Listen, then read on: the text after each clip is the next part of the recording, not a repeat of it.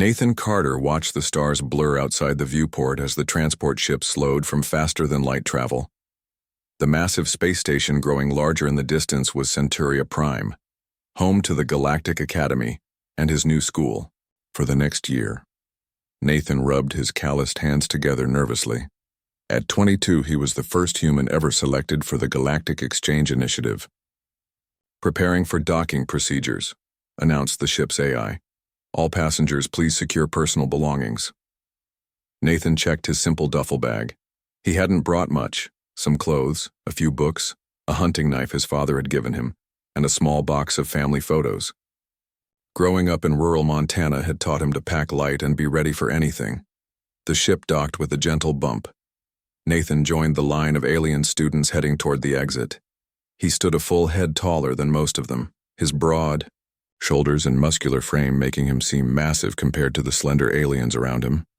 "Deathworlder," whispered a purple-skinned student with 4 arms to his companion. Nathan pretended not to hear, but the word stung. He had learned during orientation that Earth was classified as a death world due to its high gravity, extreme weather patterns, dangerous wildlife, and regular natural disasters. Most galactic citizens came from worlds with stable climates and minimal environmental hazards. A tall, insect-like alien in a blue uniform met Nathan at the customs checkpoint. 6 compound eyes widened as it scanned his medical file. Broken arm at age 7. Hypothermia at 9. Animal attack at 12. Multiple lacerations, more burns. The official's mandibles clicked rapidly. "Is this information correct?" Nathan nodded. "Yes, sir. Pretty normal childhood where I'm from." The official's translator device made a sound like choking. "Normal? Your species allows children to experience such dangers." "My parents are wilderness guides," Nathan explained. "They taught me how to survive. Those injuries were learning experiences." The official marked something on the file and waved Nathan through, keeping a noticeable distance as if he might be contagious. Nathan found his assigned dormitory easily enough. His roommate was already there, a blue-skinned humanoid with gills named Krill from an ocean world called Rigel 4. "You're the human?" Krill asked, eyes wide with a mixture of fear and curiosity. "I am. Name's Nathan." He extended his hand, remembering. Too late that many species found physical contact disturbing. To his surprise, Krill cautiously shook it. "I've read about Earth. Is it true your world has frozen water that falls from the sky?" "Snow?" "Yeah, where I'm from, we get several feet of it every winter." "And you survive this?" Krill seemed genuinely amazed. "We don't just survive it, kids play in it, we have sports on snow and ice." Krill's mouth hung open slightly. Fascinating and terrifying. The academy orientation lasted 3 days. Nathan sat through lectures on interspecies etiquette, academy protocols, and safety procedures. He couldn't help but notice how many of the safety warnings seemed specifically designed with humans in mind.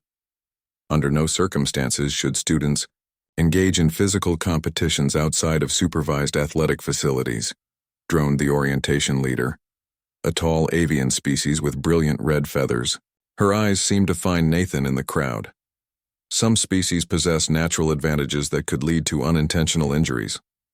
On the morning of his first class, Nathan arrived early at the Comparative Xenobiology lecture hall.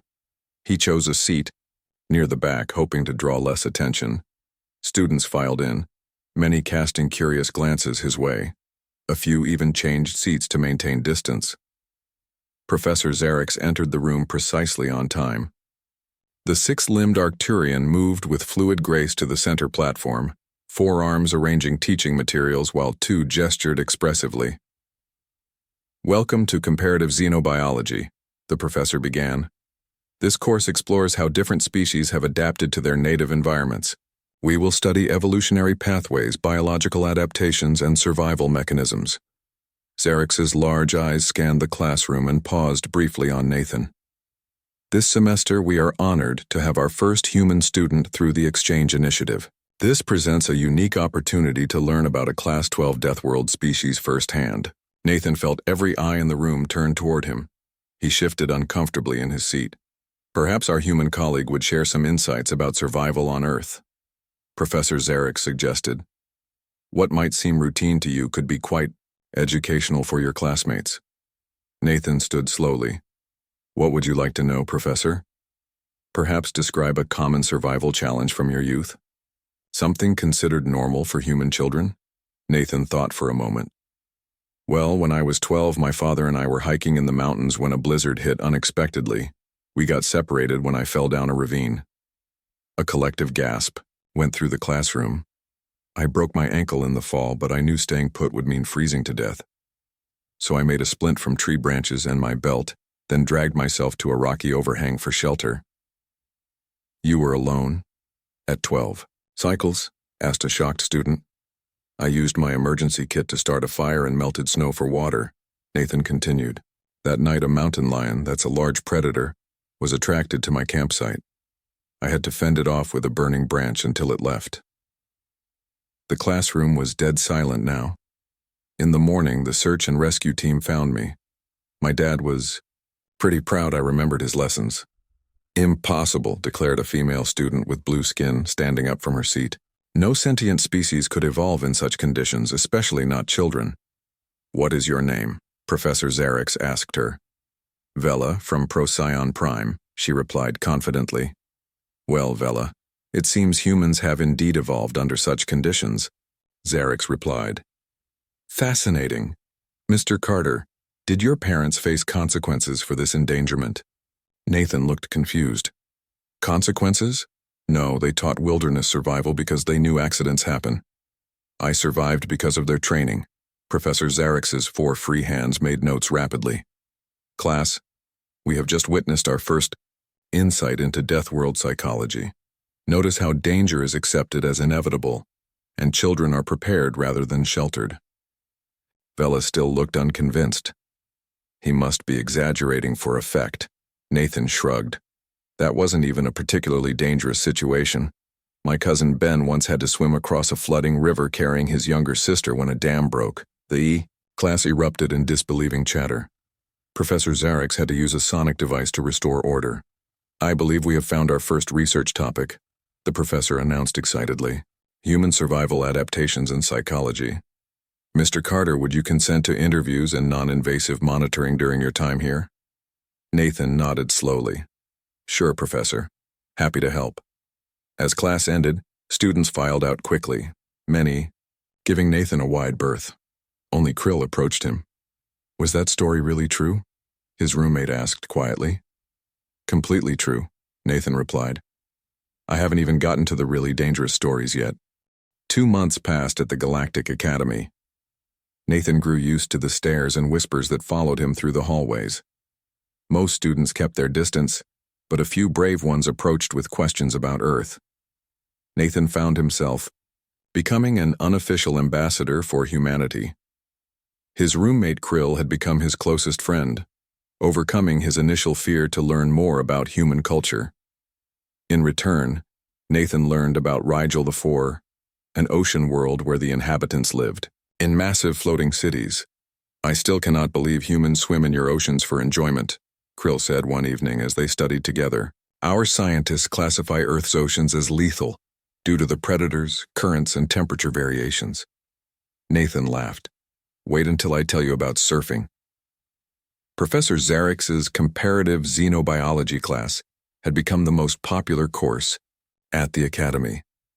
Attendance doubled after word spread about the human student who shared survival stories that sounded impossible. One morning, Professor Zarek entered the lecture hall looking more excited than usual. All 6 limbs moved in rapid patterns as the professor arranged materials on the teaching platform. Students, today I announce the practical examination for this semester, Zarek said.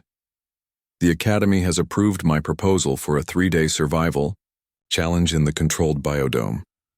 Excited murmurs filled the room. The biodome was a massive environmental simulator that could replicate conditions from thousands of worlds. Each student will face a customized environment based on their species' capabilities. Zarek continued. This is not a competition, but an opportunity to demonstrate adaptive skills. Safety monitors will observe at all times and you may exit the challenge at any point. Vela, who had become Nathan's most vocal skeptic, raised her hand. Will the human be participating with the same safety protocols as the rest of us? Mr. Carter will have the same safety monitors as everyone else, Zarex replied. However, the environmental parameters will be adjusted for each species' capabilities. Nathan noticed how Vela smirked at this. He suspected she thought he would be given an easier environment because Earth was so dangerous. 1 week later, Nathan stood at the entrance to his assigned biodome sector. Each student entered separately with only basic supplies: water purification tools, a thermal blanket, and a simple communication device for emergencies. The door slid open, and Nathan stepped into a forest environment. Tall trees created dappled sunlight on a soft ground cover of moss and fallen leaves. A gentle stream bubbled nearby, and birds called from the canopy. The temperature was pleasantly warm, perhaps 75 degrees Fahrenheit. Nathan frowned. This was supposed to be a challenge. It looked like a perfect day for a hike in a national park. He checked his supply pack again, wondering if he had misunderstood the assignment. The first day passed easily. Nathan built a simple shelter from fallen branches, set up a small fire pit, and even caught a fish from the stream using a makeshift spear. As night fell, the temperature dropped slightly, but nothing close to the mountain nights he had experienced back home. This is supposed to be difficult, he muttered to himself as he cooked the fish. It's like a vacation. Unknown to Nathan, Professor Zarex and 3 other faculty members watched him on monitoring screens. I don't understand, said one professor, a gelatinous being from a low-gravity world. We set the environment to replicate Earth's wilderness conditions. He should be struggling. I believe we have underestimated human adaptability, Zarex replied. The conditions we consider extreme for Earth are apparently quite comfortable for Mr. Carter. Shall we increase the difficulty? Asked another professor. Zarex considered this. Yes, but gradually. I am curious to see his limits. During the night, while Nathan slept peacefully in his shelter, the biodome controls adjusted. The temperature dropped further, and the control center programmed a rainstorm for morning. Nathan woke to the sound of rain hitting his shelter. He smiled, pleased that his roof design was holding. The temperature had dropped to about 50 degrees, chilly but not uncomfortable. He added wood to his fire, built up the sides of his shelter to block wind, and continued his day. Meanwhile, reports came in about other students. Lumen, an Aldebaranian student used to a desert climate, had activated his emergency beacon after experiencing mild humidity that caused respiratory distress. Krill was struggling with the varying temperatures in his forest environment. Vela had requested extraction after encountering a small simulated predator about the size of a house cat. On the second night, the control center dramatically increased Nathan's challenges. The temperature plummeted to near freezing. Simulated, predator drones were released into his sector, programmed to act like wolves. Wind generators created gale force conditions that threatened to destroy his shelter. Nathan woke to the howling wind and quickly reinforced his shelter. He built his fire larger and constructed a reflective wall to direct heat into his shelter. He heard the predator drones moving in the darkness and sharpened a long stick into a spear. When one drone approached his camp, Nathan didn't run. He stood his ground, brandishing the burning end of a large branch. The drone, programmed to behave like a natural predator, retreated from the fire. By morning, Nathan had not only survived but had captured one of the predator drones in a pit trap he dug. He was examining its mechanics with curiosity when a second drone approached. Nathan used his makeshift spear with surprising accuracy, disabling the machine. In the control center, the professors watched in shock. He disabled 2 predator drones. With sticks, whispered one faculty member. Is this normal human behavior? Zarex made rapid notes. Fascinating. Instead of retreating from threats, he neutralizes them and studies their weaknesses. Should we extract him? Asked another professor. The conditions are now beyond our safety parameters for any known species. His vital signs remain stable, Zarex noted. He shows no signs of distress. Let us continue observation. On the final day, the control center programmed what they considered a catastrophic scenario. A simulated hurricane with heavy rain, violent winds, and rapidly dropping temperatures. Nathan observed the darkening sky and dropping pressure. Having grown up in tornado country, he recognized the signs of an approaching storm. He quickly dug a partial underground shelter, reinforced it with the strongest branches he could find, and covered it with layers of earth and stone. As the hurricane hit with full force, Nathan remained in his bunker, kept warm by his fire and the insulating earth, eating the fish and edible plants he had collected earlier. When Professor Zarek checked the monitors, he was astonished to find Nathan's vital signs showed he was asleep. Asleep during what we programmed as a Category 3 hurricane? Zarek's mandibles clicked rapidly in agitation, and his heart rate indicates he's not even stressed. Humans are terrifying, whispered one assistant to another. When the challenge ended, students emerged from their biodome sectors to be evaluated. Most looked exhausted. Some had minor injuries and a few had required early extraction. Nathan walked out looking refreshed, carrying a backpack he had constructed from bark and vines, filled with useful items he had made or found. "How was your experience, Mr. Carter?" Professor Zarek asked cautiously. Nathan smiled. "It was nice. Reminded me of summer camp when I was a kid. Though the robot wolves were an interesting touch. We don't have those at home." The day after the survival challenge, Nathan became a minor celebrity at the academy. Students who had previously avoided him now approached with curious questions. Even the faculty seemed to look at him differently. Professor Zarek had scheduled a special class session for students to present their findings from the challenge. The lecture hall was packed beyond capacity, with students from other courses squeezing in to hear about the humans' performance. "Before we begin individual presentations," Zarek announced, "I would like to share some data from our challenge." A large holographic display appeared above the teaching platform. It showed various metrics from each student's experience: heart rate patterns, stress hormone levels, sleep quality, and problem-solving effectiveness. Most species showed predictable responses to environmental stressors, Zarek explained, pointing to spikes in the graphs. However, our human participant displayed some unusual patterns. Nathan's data appeared on screen. While other students' graphs showed dramatic spikes during stress events, Nathan's remained remarkably stable. In fact, his stress hormones actually decreased during the simulated hurricane. "Mr. Carter," Zarek asked, "could you explain why your stress levels dropped during the most severe weather event?" Nathan looked embarrassed. "Well, once I finished my shelter and had nothing else to do, I knew I was safe. The sound of rain is actually relaxing to me. I always sleep well during storms." A murmur of disbelief rippled through the classroom. "Relaxing?" repeated Zarek. "Our sensors registered wind speeds equivalent to what would destroy structures on most inhabited worlds." Nathan shrugged. "We call them tornadoes or hurricanes on Earth. They're dangerous, but with proper shelter, they're survivable." Vela stood up from her seat. "I refuse to believe any of this is normal for humans.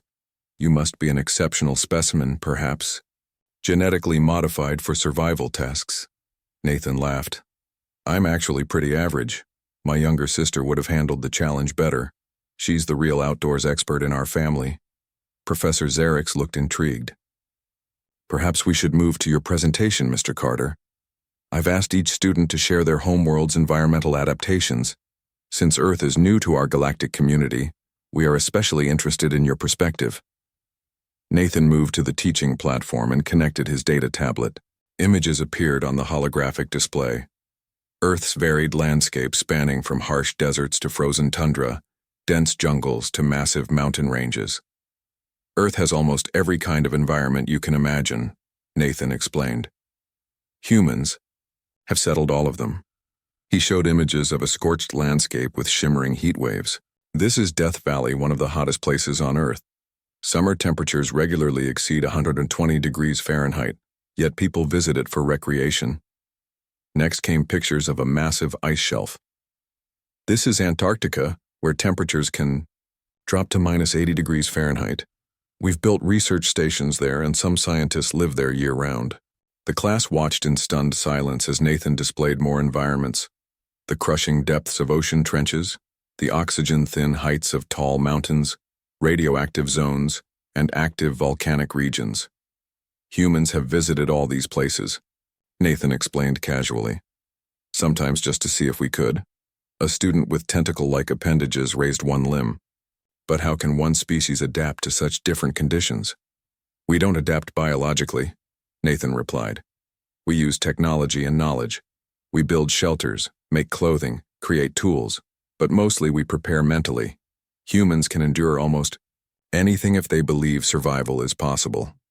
Kelvy, a radiation-sensitive Betelgeusian student, pointed to an image of a ruined city. What disaster caused this? That's Chernobyl, Nathan explained. A nuclear power plant accident that happened about 100 years ago. The radiation was extremely high, but people still lived in the region. Some elderly residents refused to leave their homes despite the danger. Kelvy's color paled to a sickly yellow. They chose to remain in a radioactive zone? Home is important to humans, Nathan said simply. We can be stubborn that way. Another student asked, does your species have a natural predator? Something you fear? Nathan thought for a moment. Other humans, probably. Throughout our history, we've been our own worst enemies. But as for animals, not anymore. We became the apex predators on our planet quite a while ago. Professor Zarek seemed fascinated by this answer. Yet you maintain survival instincts, as if you were prey species. Most apex predators in the galaxy lose such instincts over evolutionary time. Our rise happened quickly, Nathan explained. Biologically, we're still wired for a more dangerous world. Plus, Earth still has plenty of animals that can kill humans if we're careless. Bears, sharks, venomous snakes and spiders, big cats. You have multiple types of lethal predators still existing on your world? Asked a horrified student. Hundreds, Nathan confirmed. We work to preserve them actually. Many are endangered species. The class erupted in confused chatter. Zarek had to use the sonic device twice to restore order. Mr. Carter, Zarek said finally, could you explain human recreational activities? How do humans entertain themselves? Nathan smiled and changed the display to show various sports and outdoor activities. Rock climbing without safety equipment, surfing enormous waves, people jumping from aircraft with parachutes, cave diving through narrow underwater passages. These are things humans do for fun, Nathan explained. A student near the front fainted. 2 others requested immediate permission to leave the class. Vela stood again, her blue skin now pale. This cannot be real. No evolved species would deliberately seek danger for enjoyment. We don't see it as seeking danger, Nathan replied.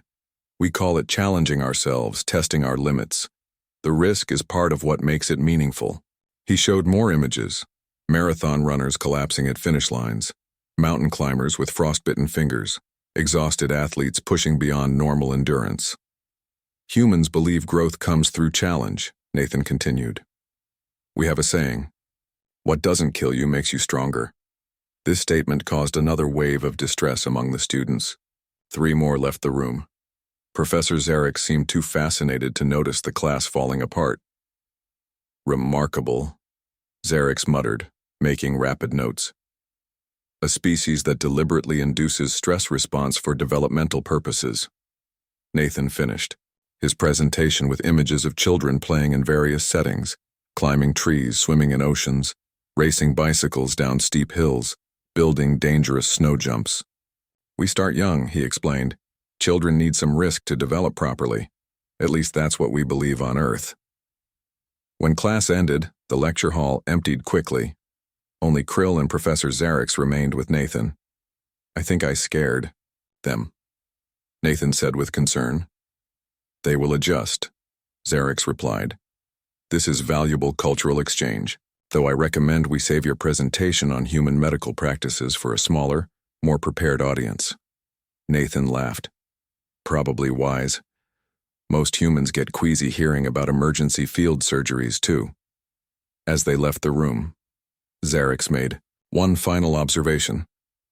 Mr. Carter, I believe your species has much to teach us about resilience, and perhaps we have much to teach humans about the virtue of caution.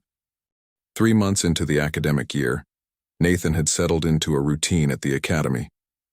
His roommate Krill had become a close friend, and a small group of curious students now regularly joined them for meals. Even Vela occasionally sat with them, though she maintained her skeptical attitude about Nathan's stories. Nathan enjoyed learning about the different alien species and their home planets. Most came from worlds with stable climates, predictable weather, and few natural disasters. Their societies had evolved with an emphasis on cooperation rather than survival, creating peaceful but sheltered civilizations. One evening, Nathan sat in the common area explaining the concept of earthquakes to a small group of fascinated students. "So the ground just moves?" asked a plant-like student from a low-gravity world. "And buildings fall down?" "Some do, but we've engineered buildings to withstand the shaking," Nathan explained. "Modern structures can handle pretty strong quakes without collapsing." "And these happen regularly on Earth?" Krill asked. "Small ones happen daily in some regions. Big destructive ones might occur every few years in earthquake zones." Vela shook her head in disbelief. "And humans continue to build cities in these zones?" "We adapt," Nathan said simply. "That's what humans do best." Their conversation was interrupted by a sudden flickering of lights. The artificial gravity wavered for a moment, causing several students to float briefly before settling back down. "Attention all Academy personnel and students," announced the emergency system. "We are experiencing a level 2 power fluctuation due to solar storm activity. Please proceed calmly to designated safety areas until systems stabilize." Students began moving toward the exit, following the illuminated pathway on the floor. Nathan joined the flow, helping a small 6-legged student who seemed disoriented by the gravity fluctuations. They had almost reached the shelter area when a violent shudder ran through the station. The lights went out completely, replaced seconds later by dim emergency lighting. The artificial gravity failed again, this time for longer. "Level 4 emergency," the system announced, its voice now sounding distorted. "Multiple system failures detected. All personnel implement emergency protocols immediately." Nathan grabbed a handrail to stabilize himself as students around him began to panic. He heard the emergency doors sealing various sections of the academy. Krill floated up beside him, using his natural swimming abilities to navigate the zero-gravity environment easily. "Nathan, something is seriously wrong," Krill said. "The backup system should have prevented this level of failure." A senior faculty member, Professor Nilex, appeared at the intersection ahead.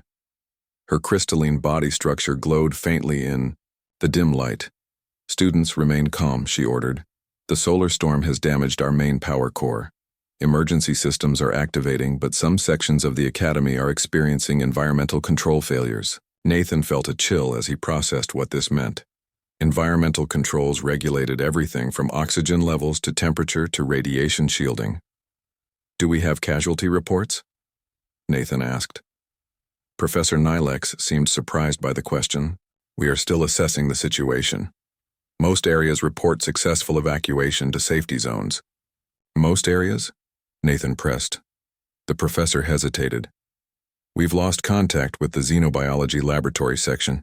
Communication systems are down in that sector, and the emergency doors sealed automatically due to environmental warnings." Nathan felt his stomach tighten. How many people are trapped there? Perhaps 5 or 6 students who were conducting late research. The rescue teams are assembling, but with the solar radiation levels. Vela has a research project in the lab. Krill interrupted, his voice tight with worry. She said she would be working there all evening. Nathan made a quick decision. "I need to know exactly what environmental conditions are failing in that section." Professor Nilex blinked her crystalline eyes in confusion. "Why would you need such information, student?" "Because I'm going to help them," Nathan said firmly. "Absolutely not." The professor's body flashed bright colors in alarm. "That section is experiencing temperature fluctuations, possible radiation exposure, and oxygen depletion. No student is authorized to attempt rescue operations." Nathan was already moving toward the emergency supply cabinet nearby. "With respect, Professor," Humans are built for survival in extreme conditions. What's deadly to other species might be manageable for me. Nathan, this is crazy, Krill said, floating alongside him. Even for a human, these conditions could be lethal. Nathan opened the cabinet and began selecting items: an emergency oxygen mask, thermal blankets, radiation patches, and a medical kit. Maybe, he admitted, but those students won't survive long enough for the rescue teams to reach them. I have the best chance of getting through. Professor Nilex moved to block his path. I cannot authorize this. The Academy protocols clearly state— I'm not asking for authorization, Nathan interrupted politely. I'm informing you of my decision. Now, can you tell me the fastest route to the xenobiology lab, or do I need to find it myself? Something in Nathan's expression must have convinced her. The professor's colors shifted to a softer hue. Take the maintenance shaft through section C7, she said quietly. It will bypass the sealed emergency doors. But the environmental conditions worsen as you get closer to the damaged power relay near the lab. Nathan nodded. Thank you. Please inform the rescue teams to expect survivors at emergency exit E12 in approximately 1 hour. As he prepared to leave, Krill grabbed his arm. Wait, take this. He handed Nathan a small device. It's a Rigelian water extractor. It can pull moisture from the air to create drinking water. The lab students may be dehydrated. Nathan tucked the device into his pack. Thanks. I'll see you soon. The journey through the Academy's damaged sections was like navigating through a series of increasingly hostile environments. Nathan first encountered near-freezing temperatures in the maintenance shaft. He wrapped himself in thermal reflective material, creating a makeshift insulating suit. As he moved deeper, the oxygen levels dropped. He used the mask sparingly, taking deep breaths and holding them while moving through the worst sections. Years of high-altitude hiking with his family had taught him oxygen conservation techniques. In section D9, the radiation alerts began. Nathan applied the radiation patches to his exposed skin and moved faster, knowing time of exposure was a critical factor. One section had decompressed partially. Nathan had to wait for the emergency seal to cycle, then squeeze through a partially opened doorway. The metal edge caught his arm, leaving a deep cut. He bandaged it quickly and continued. When he finally reached the xenobiology lab, the door was sealed shut. Nathan could see through the small window that the lights inside were functioning on emergency power. He knocked hard on the transparent section. Vella's blue face appeared, eyes widening in shock when she recognized him. She pressed the intercom button. Nathan, what are you doing here? The emergency system told us to shelter in place until rescue teams arrive. The rescue teams can't get through yet, Nathan explained. The environmental conditions in the connecting sectors are too extreme for most species. How many students are with you? 5 of us, Vella replied. The air scrubbers are failing and the temperature is dropping rapidly. Kelvy is already unconscious from the cold. I'm coming in, Nathan said. Stand back from the door. He found the manual override panel and forced it open, then turned the emergency release wheel with all his strength. The door slid open just enough for him to squeeze through. Inside, the lab was frighteningly cold. 5 students huddled together in environmental suits that were clearly losing power. Their breath formed clouds in the freezing air. The rescue team sent you? Asked one student in disbelief. Not exactly, Nathan admitted, opening his pack. I volunteered. Now, let's get you all prepared to move. We need to reach emergency exit E12 before the next solar flare hits. Vella stared at him, noticing his bandaged arm and the frost on his eyebrows.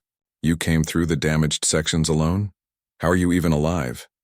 Nathan smiled as he began distributing the thermal blankets. I'm human. This isn't even close to the worst conditions on Earth. Now who needs help carrying Kelvy? Nathan worked quickly to prepare the trapped students for their journey through the damaged sections of the Academy. He wrapped each one in thermal blankets, creating makeshift insulation suits similar to his own. The biggest dangers are cold, radiation, and low oxygen, Nathan explained as he checked Kelvy's vital signs. The unconscious Betelgeusian was breathing shallowly, his color fading. We need to move fast but stay together.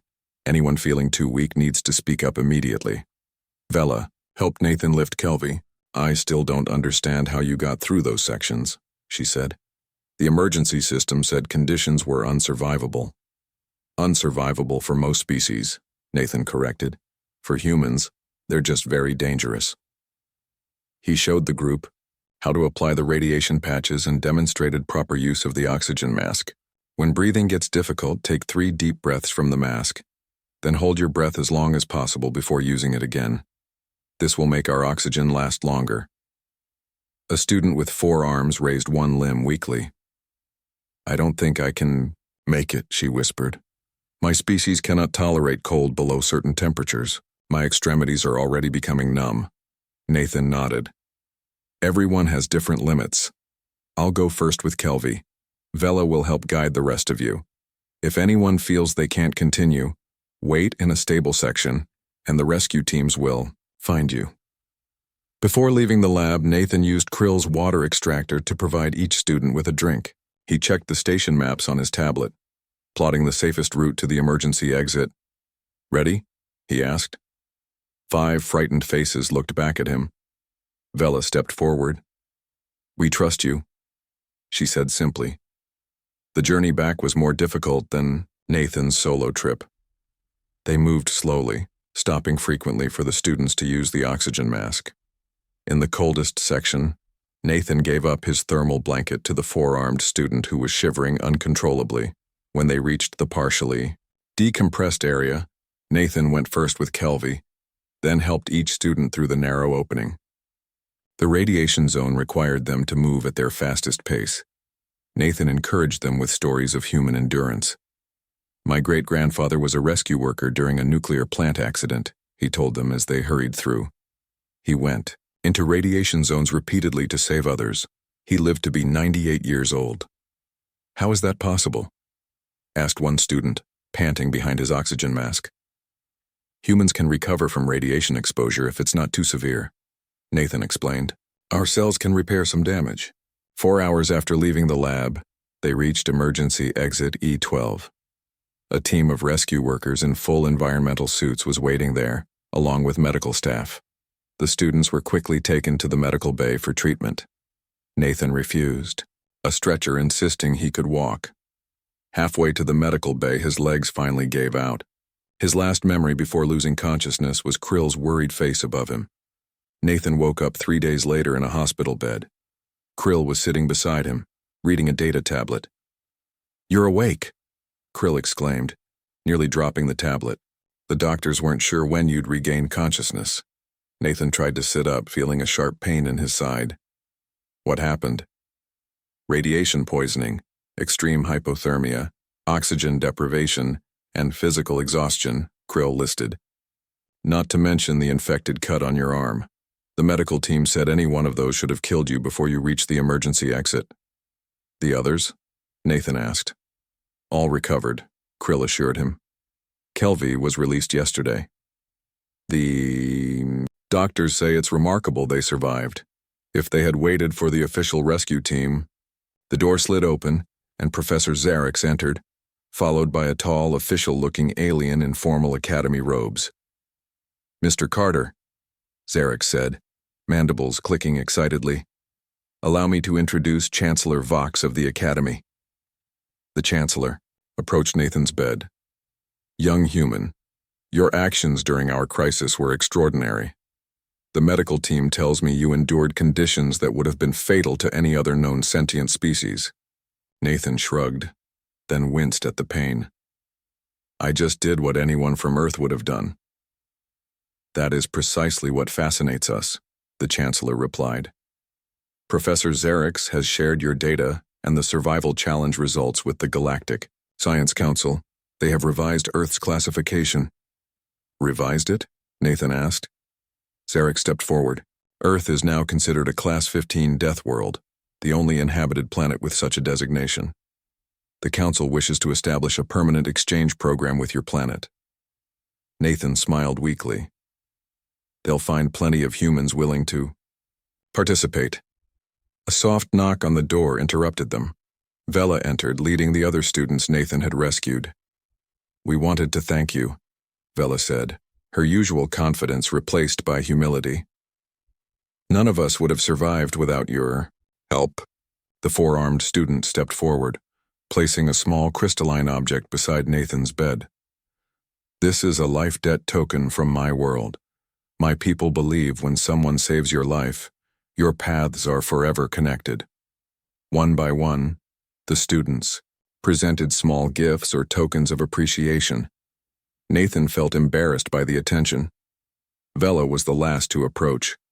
"I was wrong about you," she admitted. "I thought your stories were exaggerations, but now I understand. Humans truly are remarkable." "Not remarkable," Nathan corrected gently. "Just adapted to a harsh world. Each of your species has your own strengths." Chancellor Vox nodded approvingly. "A wise perspective. Perhaps that is the greatest lesson from this exchange, that diversity of adaptation creates strength across our galactic community." 2 weeks later, Nathan was fully recovered and preparing for the graduation ceremony. The Academy had adjusted its curriculum based on the knowledge gained from his presence, adding an entire semester on Deathworld adaptations. On graduation day, students from all species lined up to receive their certificates. When Nathan's name was called, the entire assembly stood in silent respect. Professor Zarix presented him with not only his academic credentials, but also a special medal for courage beyond expectation and embodying the highest ideals of sentient beings throughout the galaxy. After the ceremony, as students celebrated with their families, Krill found Nathan looking out a viewport at the stars. "Thinking about Earth?" Krill asked. Nathan nodded. "I miss it, all its dangers and beauty." "Will you return as an instructor next year? The Academy has requested you specifically." "I think I will," Nathan replied. "But first, I'd like to show you Earth. My family has invited you to visit our home in Montana." Krill's gills fluttered in nervousness. "Is it safe for my species?" Nathan laughed. "We'll keep you away from the mountain lions, but yes, it's safe enough. Humans have been making dangerous places safe for visitors for centuries." As they looked out at the stars together, Nathan reflected on how his perspective had changed. He had arrived thinking he would teach aliens about human toughness. Instead, he had learned that each species had their own kind of strength. His might be surviving physical dangers, but others had evolved remarkable abilities in different ways. "You know," Nathan said thoughtfully, "we humans have a saying, the strongest steel is forged in the hottest fire. Maybe Earth's harsh conditions made us physically tough, but there are many kinds of strength." Krill nodded. "On my world, we say, even the smallest tide leaves its mark on the shore. Every challenge, every difference shapes us." Nathan smiled at his friend. The exchange program had worked exactly as intended, not just sharing knowledge, but building understanding across the stars.